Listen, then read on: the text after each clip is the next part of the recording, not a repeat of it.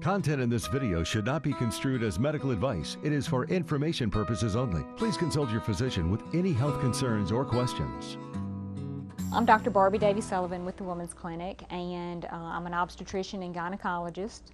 I take care of women of all ages, pregnant women, women who have problems associated with menstrual cycles or going through menopause. Uterine fibroids are benign tumors of the uterus, and what that means is that they're not cancerous. They are muscular tumors, so they actually originate from one muscle fiber. And I sort of tell patients the uterus is like a big muscular organ, and it's like a knot in there. It would be sort of like if you had a Charlie horse in your leg, and that type of knot of muscular tissue, but it's permanent. It's not, it doesn't come and go. We don't know what causes them. We do know that they tend to run in families. About 1 in 5 women of childbearing age will have fibroids, and then by the time a woman is 50, about 50% of women will have fibroids, more common in women of color than Caucasian. Some women have fibroids and they're completely asymptomatic. They don't have any symptoms at all. But the more common symptoms that we see would be some type of abnormal bleeding.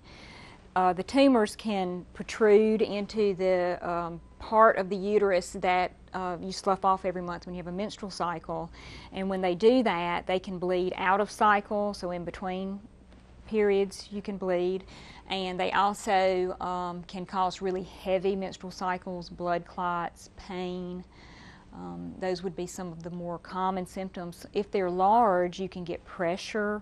You may feel like you need to go to the bathroom all the time because the uterus and the bladder sort of sit right against each other, and they can put pressure. Sometimes women will get some pain with intercourse related to fibroids. There's not really a standard treatment for fibroids. It really depends on the types of symptoms that they're having and the size of the fibroids. So say someone who's having heavy menstrual cycles, we would use the traditional treatments that we use for heavy menstrual cycles, which would be birth control pills or any of the hormonal contraceptives, so a vaginal ring, an IUD that has hormones. All of those things can help control the bleeding in a lot of patients. If they're large and they're causing things like pressure, or if the woman is of childbearing age, wants to have children, maybe is having fertility issues, sometimes we actually go in and take the fibroids out and leave the uterus intact in that case. We can do that. We used to only do that open, so we would make an incision on the woman's abdomen, a lot like a C-section incision, and would take the fibroids out through that, and she might be in the hospital 3 days and have a lot of pain and development of scar tissue and that kind of thing.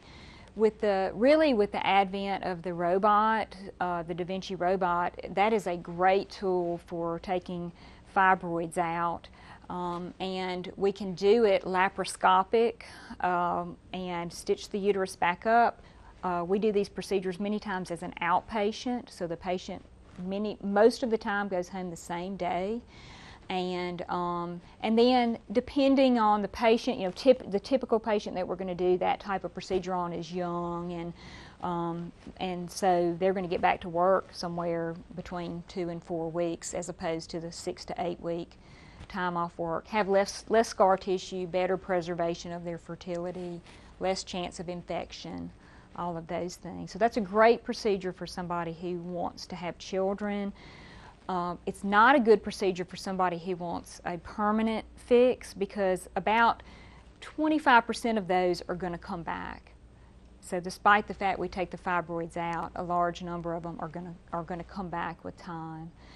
The permanent treatment for uterine fibroids after we use hormonal treatments and things like anti-inflammatories for pain and would be a hysterectomy. And fibroids are, in America, the #1 reason that we do hysterectomies.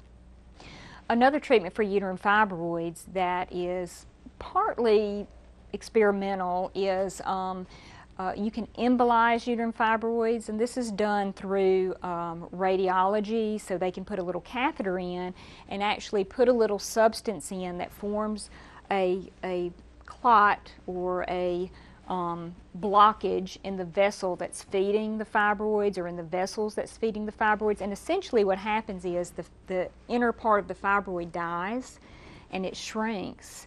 And the reason I say this is sort of partly experimental, it's a good treatment for some women, but as you can imagine, as that shrinks down and dies, that can be quite painful.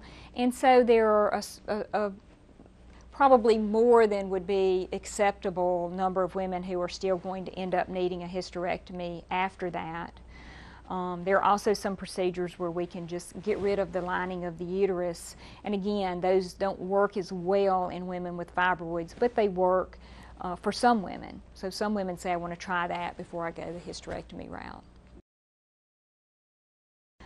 If you're having symptoms of heavy bleeding or pain or pelvic type pressure or pressure against the bladder, that is something that you really want to discuss with your gynecologist when you come in for your annual exam. Let them know that you're having these symptoms. I think sometimes women assume that that may be a normal part of aging, or that those symptoms may just be normal. And also, we can't always feel fibroids on a physical exam, and many times it really takes an ultrasound or sonogram like you have when you're pregnant to really look at the uterus and to see the fibroids and to be able to know where they are and sort of how to best treat them.